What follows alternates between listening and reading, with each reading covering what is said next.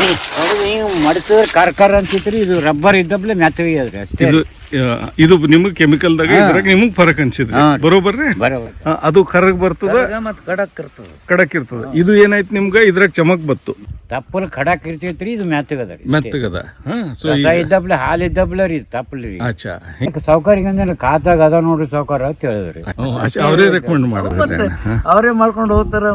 ಕೀಟಗಳನ್ನು ಸಮರ್ಥವಾಗಿ ನಿರ್ವಹಿಸಲು ಮತ್ತು ತಡೆಯಲು ತಂತ್ರಗಳನ್ನು ಅನ್ವೇಷಿಸಿ, ರೋಗಗಳನ್ನು ಎದುರಿಸಿ, ಸುಸ್ಥಿರ ಕೃಷಿ ವಿಧಾನಗಳು ಮತ್ತು ತಡೆಗಟ್ಟುವ ಆರೈಕೆಯ ಮೂಲಕ ನಿಮ್ಮ ಬಾಂಬಿಕ್ಸ್ ಮೋರಿ ರೇಷ್ಮೆ ಹುಳುಗಳ ಆಹಾರವನ್ನು ಸಮೃದ್ಧಗೊಳಿಸಿ ದೃಢವಾದ ಮಲ್ಬೆರಿ ಸಸ್ಯಗಳನ್ನು ಬೆಳೆಸಿಕೊಳ್ಳಿ.